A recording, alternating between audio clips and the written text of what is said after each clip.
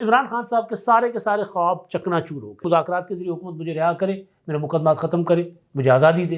Deal اور کس کو کہتے ہیں؟ 26ویں آئینی ترمیم کا معاملہ فائنلی آئینی بینچ نے سماعت کے لیے مقرر کر دیا۔ جج صاحبان جو شامل کیے گئے ہیں اس میں ایک خاتون جج عائشہ ملک صاحبہ بھی ہیں۔ ملاقات کے بعد انہوں نے کہا کہ عمران خان صاحب شدید غصے میں، ان کو غصہ ہے کہ بشرا کو سزا کیوں سنائی۔ یہ جو 190 ملین پاؤنڈ کی ڈیل تھی اسے ہمیں کوئی فائدہ نہیں ہوا اور نہ ریاست کو نقصان۔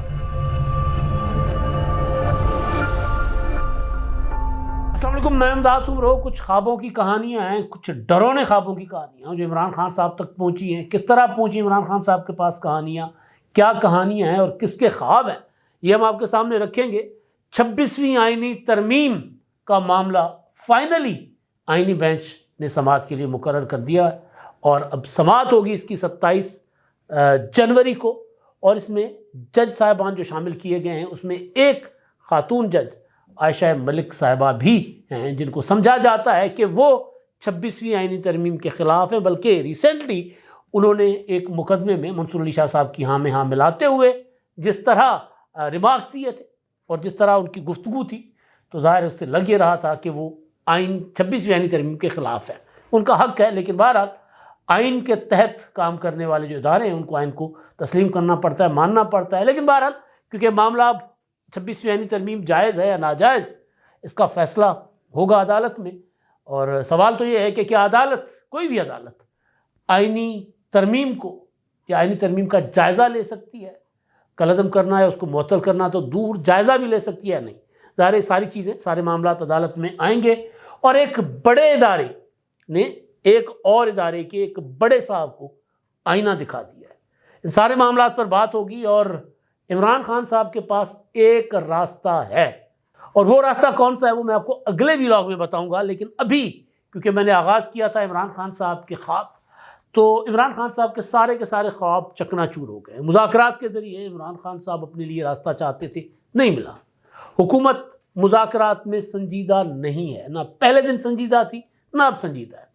3 نشستیں ہوئیں، چائے شائے پی، تنخواہ دیا پی ٹی آئی کو، پی ٹی آئی سے تحریری مطالبات مانگے، پی ٹی آئی نے تحریری مطالبات دے دیے، مگر کل کہہ دیا گیا کہ جی ابھی تو ہمیں 1 ہفتہ اور چاہیے۔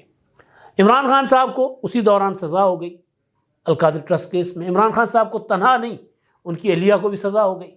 اب عمران خان صاحب بہت غصے میں۔ جو بندہ عمران خان صاحب سے مل کر آتا ہے وہ یہی کہتا ہے کہ جی عمران خان صاحب شدید غصے میں، اس وجہ سے نہیں کہ ان کو سزا ہوئی ہے، کیونکہ ان کو اندازہ تھا کہ انہیں سزا ہوگی، اس وجہ سے کہ ان کی اہلیہ بشرا بی بی کو بھی سزا سنا دی گئی 7 سال۔ پہلے بھی وہ 9 ماہ جیل کاٹ چکی عمران خان صاحب کے ساتھ، ایک تو عدت میں نکاح کا معاملہ اور دوسرا توشہ خانہ، تو وہاں سے وہ رہا ہو گئی۔ کسی کوئی معاملات طے ہوئے، کہیں عدالتوں نے ریلیف دیا۔ بہرحال عدالتیں ریلیف دے نہ دیں یا معاملات طے ہونے سے ہی رہائیاں ملتی ہیں، تو رہا ہو گئی۔ رہا ہونے کے بعد پھر انہوں نے 24 اور 26 نومبر کیا، لشکر لے کر آئی تھی کہ اپنے میاں کو لے کر ہی جاؤں گی، جیل سے ان کو چھڑوا کر ہی جاؤں گی۔ تو بہرحال اس کے بعد پھر دوبارہ وہ اس طرح کی کسی سیاسی وینچر یا ایڈونچر کا حصہ نہیں بنی۔ لیکن بہرحال ان کو جو سزا ہوئی ہے عمران خان صاحب، اس میں ہے بہت زیادہ غصہ۔ کل بیرسٹر سلمان اکرم راجہ صاحب، انہوں نے اڈیالہ میں عمران خان صاحب کے ساتھ ملاقات جو عدالت میں ہوئی تھی، بشرا بی بی وہیں پر تھیں، ملاقات کے بعد انہوں نے کہا کہ عمران خان صاحب شدید غصے میں، ان کو غصہ ہے کہ بشرا کو سزا کیوں سنائی۔ اور عمران خان صاحب ظاہر یہ کہہ رہے ہیں کہ جی بشرا کو اس لیے سزا سنائی جا رہی ہے کیونکہ وہ میرے ساتھ ہیں۔ تو یہ سارے معاملات، اب عمران خان صاحب کا غصہ جو ہے اور عمران خان صاحب کا انداز بیاں جو ہے وہ بدلتا جا رہا ہے۔ میں نے کل ہی آپ کو بتایا تھا کہ عمران خان صاحب اور تحریک انصاف جو ہے وہ یہ پورٹری کرنے کی کوشش کر رہے تھے، یا وہ یہ کوشش کر رہے تھے کہ کم از کم اسٹیبلشمنٹ کے ساتھ، آرمی چیف کے ساتھ ان کے معاملات طے ہو جائیں، اور حکومت کے ساتھ جب تک وہاں معاملات طے نہیں ہوتے، یعنی آرمی چیف کے ساتھ جی ایچ کیو میں جب تک معاملات طے نہیں ہوتے، کوئی خفیہ ڈیل نہیں ہوتی، تب تک حکومت کے ساتھ مذاکرات جاری رکھے جائیں۔ لیکن حکومت ہاتھ نہیں پکڑا رہی، تو فائنلی کل پھر یہ کہہ دیا گیا کہ جی عمران خان نے کہا کہ اگر 7 دن کے اندر اندر کمیشن بنایا جاتا ہے ٹھیک ہے، ورنہ مذاکرات سے نکل جائیں۔ حکومت انکاری ہے، حکومت کی طرف سے مذاکرات کا جنازہ پڑھ لیا گیا ہے، لیکن عمران خان صاحب اور تحریک انصاف ممکن ہے کہ 31 جنوری تک معاملات کو گھسیٹ کر لے جائیں، کیونکہ ادھر سے انکار ہو گیا۔ اب ٹرمپ نے رات حلف اٹھا لیا، وہ آ گئے۔ اب وہاں سے اگر 2-4 دنوں میں کوئی ایسی کوئی ہلجل، کوئی ایسا اشارہ، کوئی ایسا آسرا ملتا ہے پی ٹی آئی کو، عمران خان صاحب کو، کہ ٹرمپ صاحب کچھ کر سکتے ہیں عمران خان صاحب کے لیے، تو پھر شاید پی ٹی آئی جو ہے وہ مذاکرات سے فوری طور پر باہر نکل جائے. ادروائز مذاکرات تحریک انصاف کوشش کرے گی کہ اب اچھا بچہ بن کر دکھائیں، کیونکہ آخری امید جو ہے وہ ان کی ٹرمپ ہے. منصور علی شاہ صاحب تو اب جس اس میں طرح معاملات ان کے چل رہے ہیں، تو وہ تو ایک طرح سے سپریم کورٹ کے اندر اپنے لیے ایک سروائیول کا ان کا مسئلہ بنا ہوا ہے. وہ عمران خان صاحب کی ایک امید تھے، تو اب وہ ظاہر امید بھی نا امیدی میں بدل گئی. اب کل عمران خان صاحب نے جو اڈیالہ میں اپنے وکلاء سے اور صحافیوں سے گفتگو کی، وہ ٹویٹ کی شکل میں، ایکس پر ایک پوسٹ کی شکل میں ہمیشہ کی طرح عمران خان صاحب کے اکاؤنٹ پر پبلک کر دی گئی. اب اس کو میں ایک ایک لفظ اس کا پڑھتا ہوں. کبھی کبھی یہ ہوتا ہے کہ میں پورا ان کا ٹویٹ پڑھ دیتا ہوں، پورا ان کا پیغام پڑھ دیتا ہوں. کبھی کبھی یہ ہوتا ہے کہ جی کچھ موٹے موٹے پوائنٹس جو ریپیٹیشن ہوتی ہے وہ میں نہیں پڑھتا. لیکن آج میں پورا آپ کے سامنے رکھوں گا اور ایک ایک چیز کا جائزہ بھی ہم لیں گے. جناب، اردلی حکومت خوف کا شکار ہے، یہ عمران خان صاحب نے کہا ہے. اردلی کچھ دن پہلے یعنی مذاکرات کے لیے بیٹھے تھے، اور عمران خان صاحب نے 2 جنوری کو مذاکرات کا دوسرا دور ہوا تھا، اور 6 جنوری کو عمران خان صاحب نے کہہ دیا تھا کہ جنگل کا بادشاہ اور آرمی چیف کا نام لے کر اور کہا کہ وزیر اعظم تو اس کا اردلی ہے. تو اس کے بعد مذاکرات گڑبڑ ہو گئے، اور حکومت اور جو عمران خان صاحب کے خیر خواہ ہیں وہ مسلسل، چاہے وہ علی امین گنڈاپور ہو، چاہے بیرسٹر گوہر ہو، چاہے اپنا فواد چودھری ہو، وہ سب عمران خان صاحب کو ایک مشورہ دیتے رہے کہ کم از کم اپنا ٹویٹر ہینڈل جو ہے نا وہ پاکستان میں لے آئے، یہاں سے آپریٹ کروائیں، یا منظوری کم از کم کوئی سیانے دماغوں سے لیں جو ٹویٹ ہوتا ہے وہاں پر. اس طرح کا جو ہے نا چھکے چوکے مارنا کرکٹ نہیں ہے. سیانے دماغ ان کو اس لیے مشورہ دیا گیا کہ سب کو پتہ ہے کہ عمران خان صاحب پاپولر ہیں، لوگ ان کو چاہتے ہیں، لیکن یہاں سے پیدل ہیں، خالی ہیں، یہاں سے کسی بھی ٹائم کچھ بھی کر کے نا سارا کچھ کیا کرائے پر پانی پھیر سکتے ہیں. تو خیر، تو اردلی کا لفظ عمران خان صاحب نے جب پہلی بار استعمال کیا تھا، تو اس کے بعد مذاکرات جو ہیں وہ سمجھ آ گئی تھی حکومت کو کہ مذاکرات آگے نہیں بڑھ سکتے، کیونکہ صاحب نے یہی کرنا ہے. اچھا جی، اردلی حکومت خوف کا شکار ہے. ان کو مسلسل ڈراؤنے خواب آتے ہیں. ان کا پہلا ڈراؤنا خواب ان کے اعصاب پر سوار عمران خان اور اس کی رہائی کا خوف ہے. یہ بات ٹھیک ہے، عمران خان رہا ہو گئے تو حکومت تو پریشان ہوگی، اس میں کوئی شک نہیں ہے. دوسرا ڈراؤنا خواب یہ ہے کہ فارم 47 کا کچا چٹھا نہ کھل جائے. اب خوابوں سے گھبرا کر بیدار ہوتے ہی یہ 9 مئی کی گردان کرنے لگتے ہیں. اس خوف کی بدولت انہوں نے مجھے ایسے بے ضمیر جج سے سزا دلوائی ہے جس کو خود سپریم کورٹ نے 2004 میں عدالتی خدمات کے لیے نااہل قرار دیا تھا. اب یہ جو جج ناصر جاوید رانا صاحب کا بار بار حوالہ دیا جاتا ہے، اور سپریم کورٹ کے جس معاملے کا حوالہ دیا جاتا ہے، یہ معاملہ ان کو ناصر جاوید رانا صاحب کے سامنے رکھنا چاہیے تھا. ان کو یہ معاملہ اسلام آباد ہائی کورٹ میں لے کر جانا چاہیے تھا. ان کو یہ معاملہ سپریم کورٹ میں لے کر جانا چاہیے تھا کہ ایک ایسا جج عمران خان صاحب کا اور بشرا بی بی کا مقدمہ سن رہا ہے جس کو سپریم کورٹ نااہل قرار دے چکی ہے. حالانکہ یہ آدھا سچ ہے. سعید چودھری صاحب نے پورا سچ بتا دیا تھا کہ معاملہ اسلام آباد سپریم کورٹ نے لاہور ہائی کورٹ کو ریفر کیا تھا، اور پھر لاہور ہائی کورٹ نے وہ جو بھی مدعا تھا، جو بھی معاملہ تھا، اس میں انویسٹیگیشن کر کے افتخار حسین چودھری صاحب جو ہیں، فواد چودھری کے چچا جو تھے، انہوں نے ان کو ناصر جاوید رانا صاحب کو کلیئر کیا تھا. آج فواد چودھری کے بھائی فیصل چودھری اس مقدمے میں عمران خان صاحب کے وکیل کے طور پر بھی پیش ہوتے رہے. اور اب جو اگلی ٹیم بنائی گئی ہے عمران خان صاحب کو اور بشرا بی بی کو جو سزا سنائی گئی ہے اس میں اپیلوں کی، اس میں فیصل چودھری ہیں. تو یہ معاملہ تو عدالت میں رکھنے والا تھا نا. جس عدالت میں معاملہ چل رہا تھا اس کو چیلنج کیا جانا تھا جج صاحب کے تقرر کو کہ ہم نہیں مانتے، جج صاحب تو نااہل ہیں. اب پیٹنے کا کوئی فائدہ نہیں ہے، کیونکہ اب یہ صرف اور صرف پولیٹیکل گمکس ہیں، پروپیگنڈا ہے. آگے القادر یونیورسٹی پروجیکٹ ملک ریاض اور NCA کے معاہدے سے سال پہلے سے ہی چل رہا تھا، اور ہمارے دور کی کابینہ کا القادر کے معاملے میں کوئی کردار نہیں، نہ ہی یہ رقم ہم نے سپریم کورٹ منتقل کروائی. اب سوال یہ ہے کہ رشوت پہلے لی جاتی ہے. یہ اعتراف ہے کہ ملک ریاض کو پیسہ بعد میں گیا، زمینیں ہم نے پہلے سے لی، بلڈنگ پہلے بنوائی، یہ اعتراف ہے. اور القادر ٹرسٹ رجسٹرڈ نہیں ہے. اب یہ چیز بھی سامنے آ چکی ہے. یہ بھی ایک سفید جھوٹ ہے، کیونکہ القادر کوئی ٹرسٹ ہے، ٹرسٹ نہیں ہے. ٹرسٹ تھی جس قانون کے تحت ٹرسٹ وہ بنی، القادر ٹرسٹ بنا، اسی قانون کو تبدیل کر کے اور نئے قانون کے تحت پھر ٹرسٹ رجسٹر ہی نہیں کروائی گئی. یہ حقائق آپ کے سامنے آ چکے ہیں. اچھا جی، وہ کہتے ہیں کہ کابینہ نے صرف نو ڈسکلوجر ایگریمنٹ اور کانفیڈینشیلٹی، رازداری کی منظوری دی تاکہ اتنی بڑی رقم فارن ایکسچینج ایک ساتھ پاکستان آ جائے. نام نہاد بند لفافے کو حکومت اور تحقیقاتی ادارے کھول سکتے ہیں، اسے کھولیں اور اس میں کیا لکھا ہے عوام کو بتائیں تاکہ دودھ کا دودھ اور پانی کا پانی ہو. پاکستان کا پیسہ تھا، پاکستان کی ریاست کا پیسہ تھا. ملک ریاض وہاں پر انفرادی طور پر ڈیل نہیں کر سکتا تھا. یہ پاکستان کی ریاست کی ڈیل ہے کہ جی ہم نے ملک ریاض کے خلاف کوئی کارروائی نہیں کرنی، پیسہ ہمیں دے دے. پھر وہی پیسہ ملک ریاض کے اکاؤنٹ میں ڈال دیا. فراڈ ہے پورا کا پورا. بڑی واردات اور خطرناک اور بلنٹ واردات. یہ باریک واردات نہیں ہے، یہ دن دہاڑے، یہ آدھی رات کو لگائی گئی واردات نہیں ہے، یہ دن دہاڑے کی واردات ہے.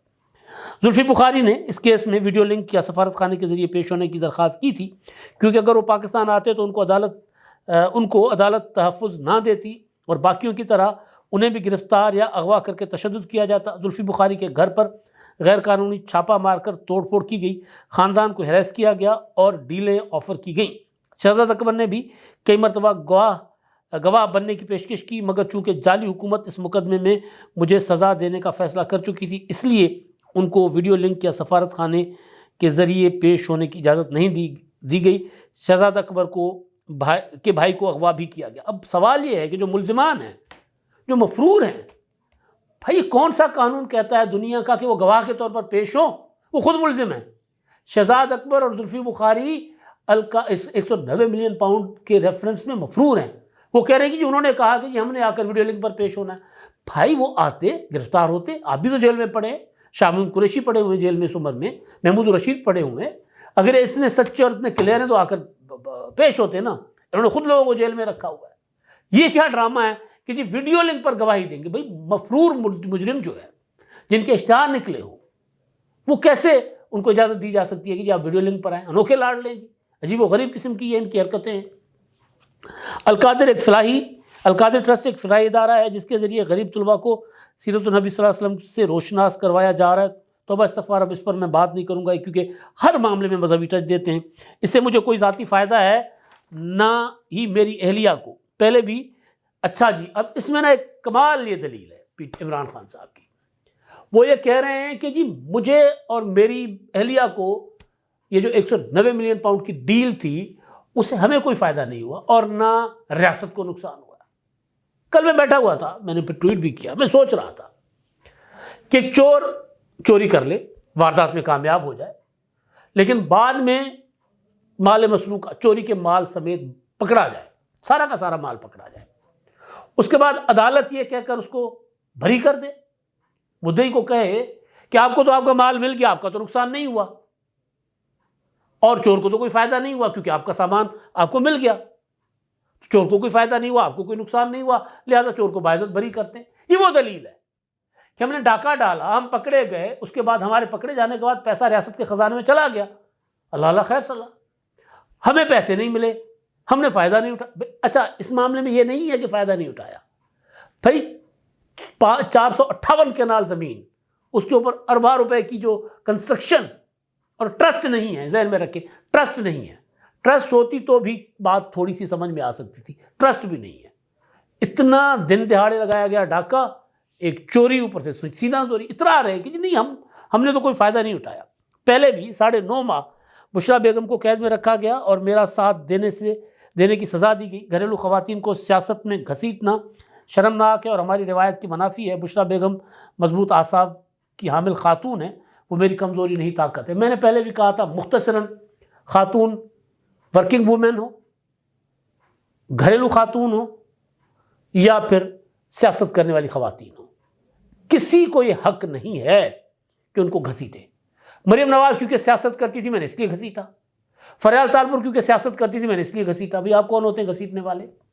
اچھا جب اپنی باری آتی ہے تو آپ کی بیگم پنجاب چلا رہی تھی، ٹرانسفر پوسٹنگ ہو رہی تھی، وزیر اعلیٰ ہاؤس ان کے قبضے میں تھا، وہ فیصلہ کرتی تھی کہ آئی جی کون لگے گا. پنجاب میں 6 ماہ میں 4 آئی جی بدلے. کون بدل رہا تھا؟ کس کے کون فیصلے کر رہا تھا؟ یہ سارے وہ کر رہی تھی.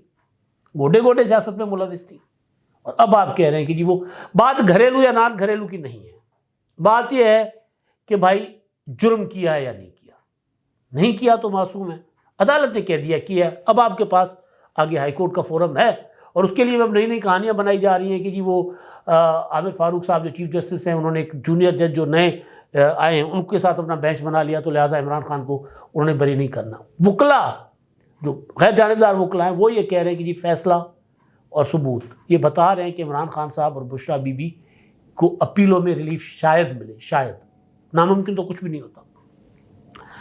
یہ مجھ پر جتنے مرضی مقدمات بنائیں، میں نواز شریف یا زرداری کی طرح ڈیل کے ذریعے نہیں بلکہ عدالتوں کے سامنا کر کے انصاف کی طاقت سے جیل سے باہر آؤں گا۔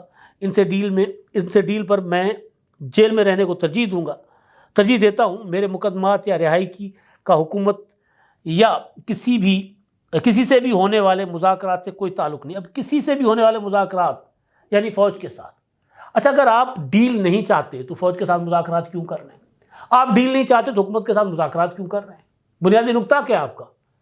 کمیشن، جوڈیشل کمیشن، یعنی جوڈیشل کمیشن میں 9 مئی سے مجھے بری کیا جائے جوڈیشل کمیشن کے ذریعے، اور پھر اب جو میرے مقدمات ہیں مذاکرات کے ذریعے حکومت مجھے رہا کرے، میرے مقدمات ختم کرے، مجھے آزادی دے۔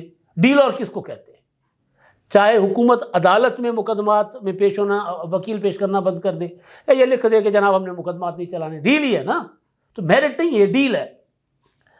مذاکرات کا عمل اگر سبوتاژ ہوا تو اس کی وجہ حکومت کی غیر سنجیدگی اور جوڈیشل کمیشن کا قیام نہ کرنا ہوگا۔ ہمارے جو لوگ شہید ہوئے ہیں ان کی طرف سے ہم پر دباؤ ہے، وہ انصاف کے متلاشی ہیں۔ جوڈیشل کمیشن کے قیام کے بغیر مذاکرات کرنے کا کوئی مقصد نہیں۔ حکومت نے کہہ دیا مذاکرات نہیں چلیں گے تو آپ نکل جائیں مذاکرات سے، کہہ دیا کہ جوڈیشل کمیشن نہیں بنے گا، کہہ دیا حکومت نے، پہلے دن کہہ دیا تھا، 16 جنوری کو کہہ دیا تھا۔ سلمان اکرم راجہ اور بیرسٹر گوہر کو ہدایت کرتا ہوں کہ چیف جسٹس اور آئینی بینچ کے سربراہ امین الدین خان کو انسانی حقوق سے متعلق ہمارے مقدمات ترجیح بنیادوں پر سننے کے لیے خط لکھیں، اور عالمی انسانی حقوق کی تنظیموں کو بھی اس متعلق خط تحریر کریں۔ علی امین گنڈاپور ایپیکس کمیٹی کو خط لکھ کر شہباز شریف کے لگائے بھونڈے الزامات کا جواب دیں۔ ہم کسی سے کوئی رعایت نہیں مانگ رہے، صرف قانون کے مطابق انصاف مانگ رہے ہیں۔ 26ویں ترمیم کے بعد جو عدلیہ کا حال ہو چکا ہے وہ قابل افسوس ہے۔ سپریم کورٹ میں آج جو ہوا اسی ترمیم کا نتیجہ ہے۔ نامکمل اسمبلیوں سے ہونے والی قانون سازی بنیادی حقوق سے متصادم ہے۔ ہم عدلیہ پر دباؤ اور ان کے احکامات ہوا میں اڑانے کی مذمت کرتے ہیں۔ جس ملک میں نظام انصافی زنجیروں میں جکڑا ہوگا وہاں کسی اور کو کیا آزادی ملے گی؟ مخصوص نشستوں والا معاملہ بالکل بجا، اس کا فیصلہ ہونا چاہیے، ابھی تک وہ سماعت کے لیے مقرر نہیں ہوا، بالکل ٹھیک بات ہے۔ اور دوسرا ٹھیک ہے، ان کا رائٹ ہے، خط لکھیں چیف جسٹس صاحب یا جو آئینی بینچ ہے، ان کے جو معاملات ہیں اس میں ان کو دیں ریلیف، یا اگر بنتا ہے ریلیف دیں، اور کم از کم سماعت تو ضرور کریں۔ اچھا میں نے کہا نا کہ ایک آئینہ دکھایا ہے جی ایک ادارے نے، ایک الیکشن کمیشن آف پاکستان نے اپنا فیصلہ 21 نومبر کا، جس میں انہوں نے عادل بازئی کوئٹہ سے منتخب ہوئے تھے آزاد حیثیت میں، اور آئین اور قانون کے مطابق 3 دن کے اندر انہوں نے مسلم لیگ نون جوائن کر لی، اور بعد میں جب بجٹ کا ٹائم آیا اور 26ویں ترمیم کا ٹائم آیا تو انہوں نے اپنی پارٹی پالیسی کے اگینسٹ جا کر ووٹ دیا، پی ٹی آئی کے ساتھ کھڑے ہو گئے۔ انہوں نے ریفرنس بھیجا اور الیکشن کمیشن نے 21 نومبر کو ڈی سیٹ کر دیا۔ جسٹس منصور علی شاہ صاحب کی سربراہی میں ایک بینچ بیٹھتا ہے 3 رکنی، اس کی اپیل پر، اس کی پٹیشن پر عادل بازئی کی، اور 9 دسمبر کو ان کی رکنیت بحال کر دی جاتی ہے۔ کل اس کا تفصیلی فیصلہ آیا، اور الیکشن کمیشن نے اپنا 21 نومبر کا فیصلہ دوبارہ اپنی ویب سائٹ پر لگا دیا، اور اس نوٹ کے ساتھ کہ جو لوگ اس فیصلے پر تبصرہ آرائی کرنا چاہتے ہیں وہ پڑھ لیں کہ اس فیصلے میں کہاں کہاں سکم ہے۔ بنیادی طور پر میری الیکشن کمیشن کے سورسز سے بات ہوئی، انہوں نے کہا کہ جی منصور علی شاہ صاحب بتائیں نا فیصلے میں، ہمارے فیصلے میں کیا غلط ہے۔ ان کا فیصلہ بھی آ گیا، ہمارا فیصلہ بھی پڑا ہوا ہے، تو اس لیے دوبارہ وہ الیکشن کمیشن نے ویب سائٹ پر رکھا ہے کہ جو قانونی ماہرین ہیں وہ ذرا دیکھیں، ہمارے فیصلے کا جائزہ لیں، ہم کہاں غلط ہیں، اور منصور علی شاہ صاحب کے فیصلے کا جائزہ لیں کہ انہوں نے کون سے سکم نکال کر ہمارے فیصلے کو کالعدم کیا، اور عادل بازئی کو جو ہے وہ انہوں نے بحال کر دیا۔ آخری چیز 26ویں ترمیم، بڑا چرچا تھا اس کا، اور کل بھی اس پر منصور علی شاہ صاحب اور جسٹس عائشہ ملک صاحبہ نے اس پر اچھے خاصے ریمارکس دیے تھے. اب وہ 26ویں ترمیم کیونکہ اس میں پریشانی بہت ہے، سپریم کورٹ اور خاص طور پر منصور علی شاہ صاحب ابھی تک اس کو تسلیم کرنے کو تیار نہیں ہیں، اور انہوں نے تو کہا تھا کہ 26ویں ترمیم جو ہے وہ آئینی بینچ میں نہیں جانی چاہیے، ہمارے پاس لگا دے. یہی وہ کوشش بھی کر رہے تھے. تو بہرحال اب یہ ہوا کہ 26ویں ترمیم کے خلاف جتنی پٹیشنز سپریم کورٹ میں دائر کی گئی تھیں، ان پٹیشنز پر سماعت کے لیے 8 رکنی بینچ تشکیل دے دیا گیا، آئینی بینچ. اور نوٹیفیکیشن جو جاری ہوا ہے اس کے مطابق سربراہی کریں گے جسٹس امین الدین خان، اور اس میں جسٹس جمال مندوخیل، جسٹس محمد علی مظہر صاحب، جسٹس عائشہ ملک صاحبہ، جسٹس حسن اظہر رضوی، جسٹس مسرت ہلالی، جسٹس نعیم اختر افغان، جسٹس شاہد بلال بینچ کا حصہ ہوں گے. 27 جنوری کو یہ بینچ سماعت کرے گا 26ویں آئینی ترمیم کا. 26ویں آئینی ترمیم 21 اکتوبر کو منظور ہوئی تھی، اور اس کے بعد جو ہے اس کے تحت جو ہے وہ آئینی بینچز الگ ہو گئے، اور سپریم کورٹ عام مقدمات کے لیے رہ گئی. چور چکوں کے مقدمات، مطلب پکوڑے سموسے کی قیمتوں کے مقدمات اور فراڈیوں کے مقدمات، اس طرح کے مقدمات کے لیے آئینی معاملات جو تھے، جس میں ہمیشہ سارا کا سارا سال سپریم کورٹ جکڑی ہوتی تھی اور عام سائلین کے معاملات پڑے ہوتے تھے، وہ اب سپریم کورٹ سن رہی ہے. عام سپریم کورٹ اور آئینی بینچ آئینی معاملات سن رہی ہے. تو امپورٹنٹ ڈیولپمنٹ ہے یہ. 27 فروری سے تہلکہ خیز آپ کو سپریم کورٹ کے اندر سے یا آئینی بینچ کے اندر سے خبریں ملیں گی. اب میں آپ کو اگلے ولاگ میں بتاؤں گا عمران خان کو کیا مشورہ دیا گیا ہے، کس طرح ان کو مکتی مل سکتی ہے، کس طرح وہ نجات حاصل کر سکتے ہیں. راستہ ان کے پاس ایک ہے، وہ کون سا راستہ ہے عمران خان صاحب کو بتا دیا گیا ہے. اگلے ولاگ میں آپ کے سامنے رکھوں گا. اب تک کے لیے اتنا ہی. اللہ حافظ.